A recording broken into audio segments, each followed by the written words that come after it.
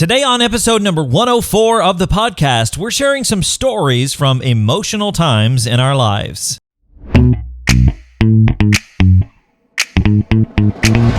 What's up, VIPs? Welcome to Life After Sight Loss Radio, the podcast helping you discover life after sight loss. My name is Derek. I am your resident VIP, aka visually impaired person. And across the table from me, as always, is our resident sighted supporter, my lovely wife, April. Hey there. All right, so today on the episode, we're talking about stories from emotional times in our lives. Now, I know that probably sounds like times that were really sad or really bad or really, what I mean is we're going to share different stories that express specific emotions. I've got 7 of them here today.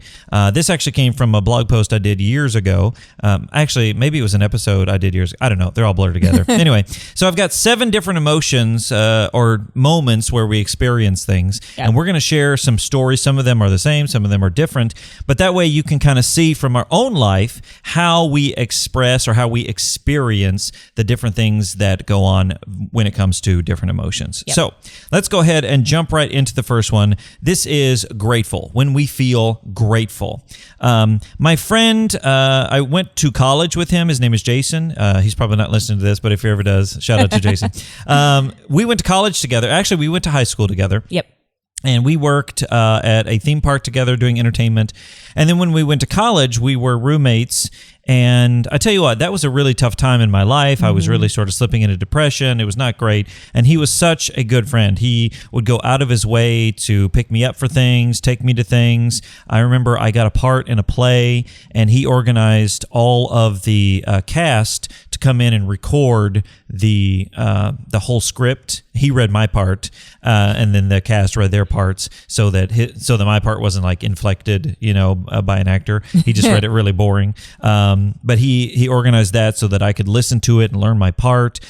He was just so great. And so I'm always grateful for people. There's others that I could mention. I always just think about him, and I've had the opportunity to tell him that, I'm so grateful for what you did and how you were just there for me in that time. So that's extreme gratefulness for me. So what about you? So mine is kind of a generalization of kind of the same thing, like just being grateful for the friends in our lives that will do things to help us out without an expectation. They don't expect to, be given a gift card or taken to dinner or they don't expect anything. They do it out of the goodness of their heart, and they know that Derek is such a wonderful guy and they are supported by him in other ways. So I think this is their way to support you. And I'm grateful for that because they are willing to do whatever he is needing, basically. Yeah. And I think it's important to remember that. By the way, you heard my wife say I was a wonderful guy. It's recorded, so forever in the air. No, anyway, I think it's important to remember that, people help out, and what's easy to slip into is feeling like a burden. All these people have to help me and yada, yada. So I think it's good to kind of shift your mindset. It's like, instead of feeling like a burden, I'm going to be grateful for these people in my life. I'm going to be grateful that they're willing to help without expectation. I'm going to be grateful that they're there. They understand me as much as they can, knowing that they're not visually impaired. I'm going to be grateful for them. And so shift that mindset a bit. Instead of feeling like a burden, let's feel grateful for those people. Right. All right. So the second thing is sad, feeling sad. Now, we all go through this. We talk about it a lot, but I remember when I was in college, this was way back in 2002. At the time, Indiana University had gotten into the national championship by a fluke, I think. They beat Duke by 1 point, and it was a whole thing. So they got to the national championship. Well, I was going to a college, and we were all excited, and we were going to go over and watch the national championship and so forth. And now, mind you, I was only blind at about 8 months at this point, something like that. So I was like, I didn't know anybody at college. I'd skipped the first semester, blah, blah, blah. And so I met this person in one of my classes who said, hey, we're going to watch the game. Do you want to come over? I was like, yeah, totally. I would love that. So I went over and didn't know these people. I barely knew that person, and I went over and it was just awful. Like, I couldn't watch the game. I was so depressed because I couldn't get around the room very well. And I was very social and I couldn't be. And finally, I made an excuse. I was like, I'm just not feeling well. And I went home. I remember I ordered like a pizza and ate it all myself. I was like, oh, it's so sad. It was very sad. Like, for me not to be able to do those things. And that was one of those moments that I recognized this is different. You know, this is going to be different from now on. Now, I go to things now. It's, you know, you figure it out. But that was just a very sad moment in my life. And, you know, I don't know if that was the time that my first dog ate the leash or not, but that was you hadn't taken Scout with you? I didn't, because I didn't know what their apartment was like. I didn't know what the dorm was, you know, at the time. So, yeah, it was definitely sad. I can laugh about it now, but it was definitely sad in the moment for sure. So, what about you? So for me, it's having sadness over you not being able to see the kids grow and mature in their physical ways, and then also not being able to appreciate the game that Noah's playing or the plays that Aubrey does. You know, you can hear them, but I'm your audio description, and I'm not nearly as good as not very good at it. No. as anything else. So, you know, just being me, I tend to get involved in what's ever going on with them, like on stage or on the field, and then I miss saying things and telling you about it. So I'm sad over you not being able to see those kind of things. And then just they're older now and they don't want you getting as close to their faces as you used to. So you're not seeing them like grow and mature into the people that they are physically, you know, obviously, you know. Which I think is why we take a lot of pictures and videos. Like, I don't think about it in the moment, but I will go back and look at those just sporadically and see kind of like when Noah got his hair cut, because he had really long hair, and then he got it all cut off before his season started. And I was like, oh, so then I look at it and I'm like, oh, look how weird he looks, you know, whatever. It's like, oh no. So the little things like that, you try to find ways, but it's always a replacement for what it actually is, like looking them in the face, watching his game, something like that. We might take a video of the game I can zoom in on, or the play, but it's always something that's in between what it could possibly be. So yeah, that's sad. I'm sad about that too. Thanks for bringing that up. Sorry. All right. So the third thing, anger. Now, we actually have the same one on this. We didn't actually talk about initially. I shared what mine were, and then she wrote her own, and we came up with the same one. This is a time, I'll tell the story briefly, and then you can kind of talk about your side of it. So basically, we were living away from where we live now. We lived out in more of a rural area. We had a septic tank. For those of you who don't know, that's a big tank. There's no sewer system because you live out in the country. And it's a big tank where all your waste goes. Bad stuff goes. So anyway, we wanted to get it taken care of, serviced, whatever. And we had a guy come out. Now, this guy knew my family. I think he'd worked with my dad before. So we were like, yeah, he can come out and do the thing. Well, they probe into the ground with this big thing. And what happens is the probe will tell you if there's sewage kind of right there at the top, or, you know, how far it goes. So he probed and he showed it to me. And I couldn't see. And so he's like, look at all this. And I was like, oh, yeah, okay. Well, then he talks to me about, we're going to need this big new tank. We're going to need the whole system. It's going to cost $10,000. We're going to have this big hump in our front yard. I was like, oh, no. And so I think you were like, maybe we should ask, you know, somebody else. Second opinion. Yeah, let's get a second opinion. Always. Because if you're going to spend $10,000, I'd at least like to know somebody else said do that too. And just for clarification.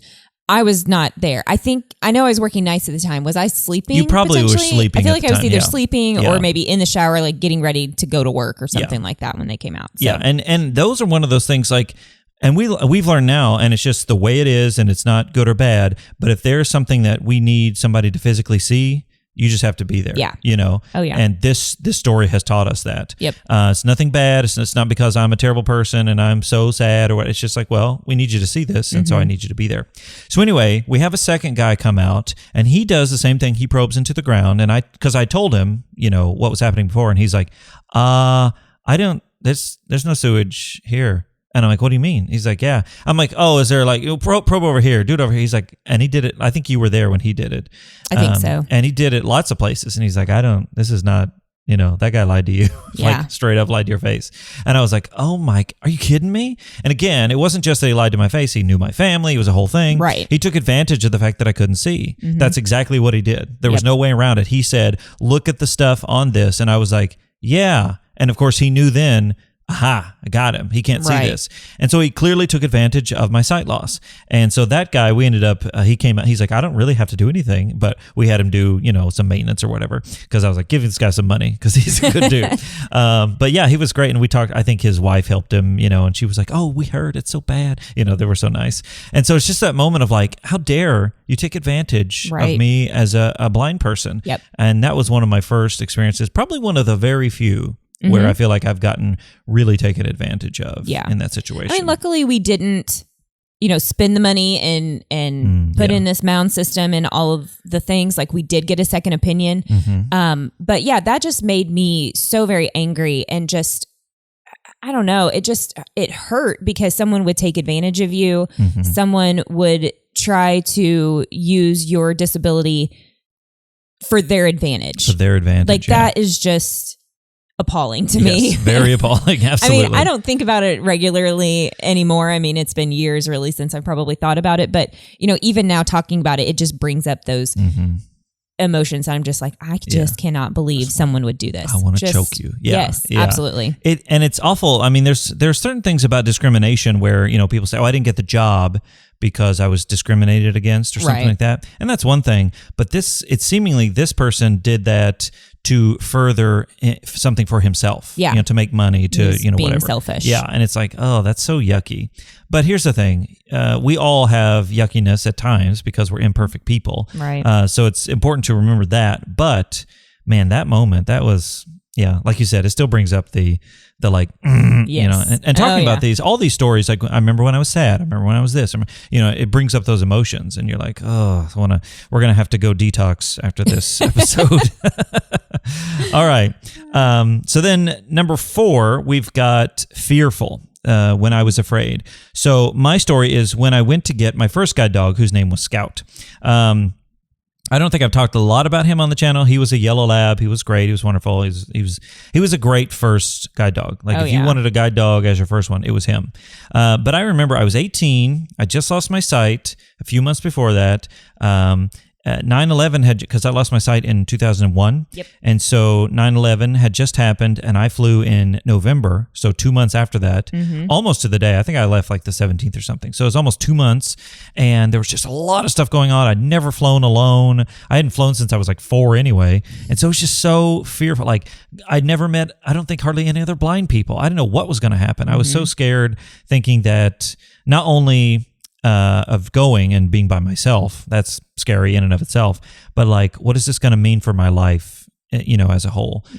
Meeting these blind people. Now, I will say it was very encouraging. Those blind folks were very kind and helpful, and I learned a lot being around them, just like, oh, you do that? Okay, that's okay. I didn't know how, I remember learning about books on tape for the first time there. Yeah. Like I was like, what? I had the big yellow tape thing, and and so they were just so like, well, I remember meeting the totally blind lady, and we all had rooms that, like we had roommates and so forth.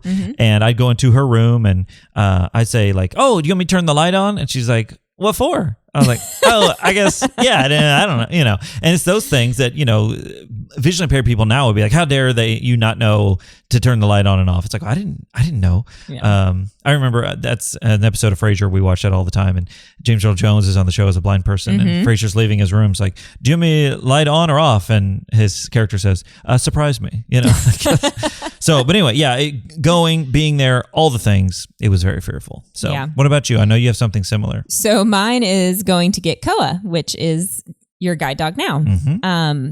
Because we had a guide dog in the past, or Derek had. I mean, he loved me too. He probably loved me more, right? Here's the thing. My dogs always love my wife more. Always. I don't know what it is. Because I don't want them to love me. Right. I want them to go away. Yeah. So I love Koa. No. I love Scout. You always, they're great. They're like, but you always initially don't want, you're like, no, I'm going to be real standoffish. And then you're like, ooh, doggy. They love, so yeah, all my dogs have loved her. But with just having the memories of having Scout, I was fearful of what having Koa was going to be. Now, we didn't know it was going to be Koa at the time, but, just having a guide dog and, how the kids would adjust to it, how they would be when we were out in public. And then along with you, like you said, flying by yourself, which you hadn't done since, well, I guess you did go to like California for something. Well, I went the last time I flew by myself. I think was 14. I think I went to visit my friend Jason, which I mentioned just not too long ago here. Yep. And so I went to visit him. Yep. Yeah. So, you hadn't flown by yourself and then going to an unknown. At least when you went to visit Jason, like I knew where you were going. Mm-hmm. But when you were going to Oregon, it's like you're going into a place you've never been, people you don't know, just thinking about that. And then at home, I was also, I was still working. I, didn't take vacation for that time period that you were gone because you were gone for 2 weeks. And then also like making sure that the kids were taken care of, like managing the household on my own. So it was a lot of fearfulness for a lot of different reasons. A lot of I reasons. think. Yeah, absolutely. Yeah. And I think fear is one of those things that makes you, it challenges you to do something. We talked about that flight, fight, or freeze, kind of thing. It's like, what am I going to do? And you're a little anxious and tense. In all these situations that we've mentioned, things have worked out. They're, things are good. But I think fear kind of whispers in your ear, like, this is going to be bad. All this bad stuff's going to happen or whatever. And sometimes it happens and you have to deal with it. Right. And sometimes it's not that. So, but yeah, we all have moments of being fearful for sure. All right, number 5, being embarrassed. Being embarrassed. Now this, Aubrey mentioned this in the podcast we did, number 100 with the kids. If you haven't heard episode number 100 with my kids, go back and check it out. It's great. But she mentioned banging my head on the thing in the basement. What was it? It was a sauna. A sauna. That's what I always say spa. I'm like, I don't know what it was. It was a sauna, and it had, the glass. I'll briefly mention it here for those who haven't heard episode 100. But it had like wood, but then it had glass all around it, the door, the windows, whatever. And so I went to poke my head and see what the kids were doing inside of it, and the door was closed, and I didn't realize it, and banged my head on the window. The sauna was not on. The sauna was not on. No, that's true. Yeah, they were just playing in it, just goofing off. And I tried to, look in and right on the, and anytime you hit your head on something that you don't see coming, it's full on, and it was hard because the kids were laughing, which it was funny, I'm sure it was, but it was like, oh, this is so embarrassing. And you just have to really step back and be like, well, that happened. I got to deal with the emotion of being embarrassed. I can laugh about it now, but at the time it sure was not funny. I will say that for sure. Yeah. What about you? So my embarrassment comes when you break something unintentionally, obviously, or spill something like out in public. We're sitting at dinner and you reach for your cup and, spill it all over the table I can't really think of an instance, like specific instance that has happened. I know you were helping friends move and you broke their lamp. I did, yes. That was I wasn't unfortunate. there for that. That was unfortunate. I don't think that was my sight loss. I think that was their lamp. I picked it up. They had a thing like on top their lamp it was tall and it had a thing on top of it, like the shade wasn't a normal shade. It was glass, but it rested on top of it. Well, I picked it up and kind of tilted it because it was just, top heavy. Well, the thing just like slid right off the top. It wasn't even like screwed on. It wasn't attached. And so I wasn't like flinging it around. I wasn't, whatever. And it just fell off and broke. And so we do talk about that all the time. Yeah. Still they're like, don't let Derek touch our lamp or whatever. But that is embarrassing. Yeah. It is. It's embarrassing, but I also am embarrassed to say that I don't have the greatest responses a lot of times when you spill or break something, whether it's always unintentional. It's not like you just, snap something in half. Yeah. But I think it's also embarrassment because I don't know how I'm going to respond. So it makes me very nervous for things to happen like that as well. I truly think that I have gotten better at my responses and not flipping out or, yelling or getting mad. But at the same time, like I don't want to give myself an opportunity to respond in that way. So I'm embarrassed of my response, but then I'm also embarrassed for you because you have spilled or broken or, messed something up, I guess. Well, I think those responses, and this is a sort of side note, but we're responding a lot of times, we're embarrassed, and that embarrassment leads to those responses like you talked about. Yeah. And it's like, you're angry because I spilled this cup. I can't see. It's like, yeah, I'm angry because you can't see. Yes. I'm angry that sight loss caused this, and I'm angry that sight loss caused this. And so then we have those responses. So I think that's why we've gotten better, is because we've been able to sort of deal with those emotions. Not that they don't come up, don't get me wrong, like we deal with anger, but it's those moments of like, you know what? This is sight loss. I spilled this cup on accident. It sucks. I don't like it. It's embarrassing. but this is just how it is, Yeah. and we're not going to freak out about it. And so we've had enough time, I think, 20 plus years of doing this, Right. that we've sort of been able to work on those responses. But it's good to know if you're new into sight loss, if you've been, if you're in the first year and something happens and your partner's like, what the heck? It's like, they're probably not mad at you. No. They're mad at the fact that their situation has changed. Yes, this absolutely. wouldn't have happened before. Yeah, that sort of thing. and that's very true. Like, I'm never mad at you for something happening. It's sight loss. I mean, it more than likely wouldn't have happened Right. if you hadn't lost your sight. Yeah. So, and it's just a reminder that this is, really aggravating. Yes. So, Yep. all right. So then the next one is feeling surprised. Mm-hmm. Surprised. I remember when we went to Disney World, it was a few years ago now, but Disney World has this device that you can get that is an audio descriptive device for the park. And so you have it on, it's kind of chunky. Hopefully they work their way down to make it smaller, but you wear it and you put the, headphones in, and it'll describe where you are in the park. Yep. It will describe different things. Some of the rides have audio description. For example, for those of you who've been to Disney, Haunted Mansion, Peter Pan, Little Mermaid, those kinds of rides have description. They'll tell you what's going on. And in fact, I remember audio description, we were Haunted Mansion with the audio description. It said something about there's a place where they're dancing and you can see down. I was like, oh, there's a thing down there that it said. And you're like, is there? I didn't even notice. Yep. It's what like we talked about with movies, and TV shows with audio description. Yep. It's like, I didn't even notice. So I was really shocked how well it worked, how beneficial it was. Now, it wasn't perfect. Obviously, there were times it didn't exactly work.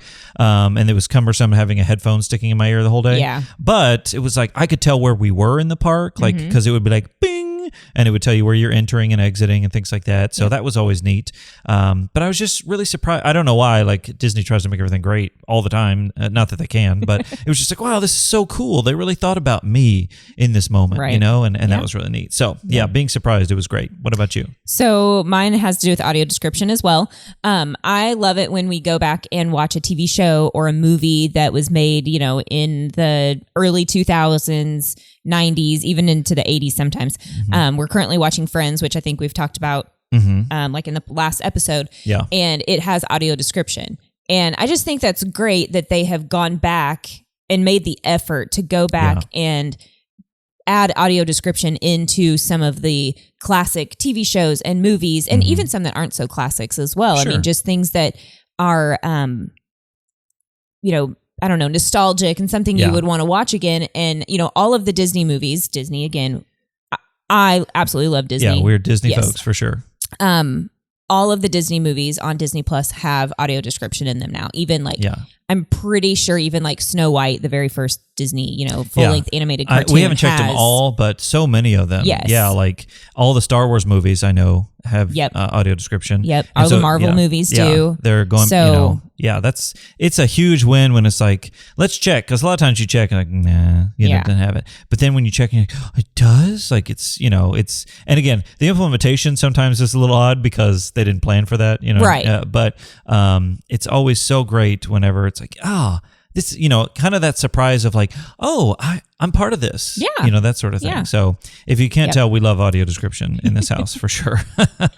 And again, another plug. I think I said it last week on the podcast. Give it a shot if you haven't. It's great. Yep. All right. So finally, the emotion we got here is being proud. I don't know if this is exactly like an emotion per se, but it's a feeling we have of being proud.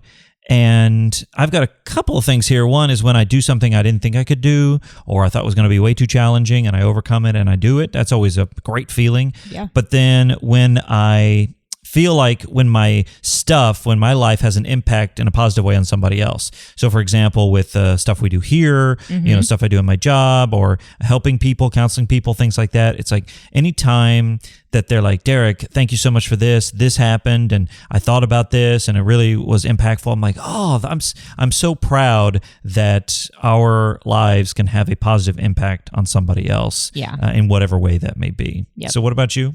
So mine kind of, again, goes along the same lines as that, but I'm proud whenever what we're doing here as a podcast affects people's lives. And I love hearing the comments that Derek shares with me from the podcast or even his videos that, what we've done has opened up something in other people, and they appreciate what we're doing and what we're sharing. And it just makes me know that what we're doing is helping. Yes. And I love that. And Absolutely. I'm very proud of that. Always proud, definitely. So if you ever want to reach out, we do read the comments, we read the emails, and we share them, and we always appreciate it because it helps us know that what we're doing is impactful. Yeah, we're not. absolutely. Now, don't get me wrong, I love just sitting here, setting up a microphone and talking on it. I do that by myself, but it's impactful, and that's always something we're proud of. Yep. All right, so that's all the things we've got for today. Those are just stories from our own life, and it's important to know that we as people on the other side of this camera, we have all those emotions that we face, and it comes out in different ways at different times and in different situations, but we face them on a regular basis just like everyone else, and it's important to recognize that.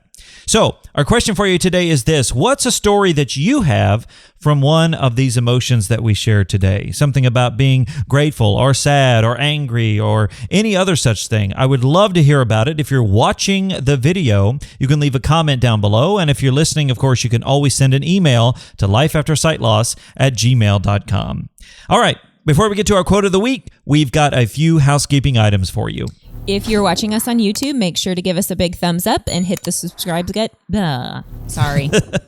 again. Hit the subscribe button so that you don't miss another single episode. That's right. And if you're listening to the audio version, make sure to subscribe in your favorite podcast app and consider giving us a rating and a review. So when other folks find the podcast, they'll be like, oh, it is great. I'm so excited. Yeah. All right. Also, we'd love to hear from you. Whatever's going on in your life, you'd like to answer the question for today or just share anything going on, you can always send us an email to lifeaftersightloss@gmail.com. And be sure to follow us on Instagram at lifeaftersightloss. That's right. All right, folks. Well, now we've come to the part of the podcast where we get our quote of the week. The quote this week says, "Feelings are something you have, not something you are." And that is from Shannon L. Alder. That's right. Feelings are something you have, not something you are. Yep. Oftentimes we have, I'm an angry person. I'm a sad person. I'm a this person, whatever. Yeah. Even good things. I'm a grateful person. I'm a this person, whatever. And that's all could be good, could be bad, whatever. But just because you're feeling sad, just because you're feeling angry, just because whatever, doesn't mean that has now defined you and that's all that you are. Absolutely. Feelings are something you have. And sometimes, it's like, I think we talked about it. I don't know, it's one of the episodes before.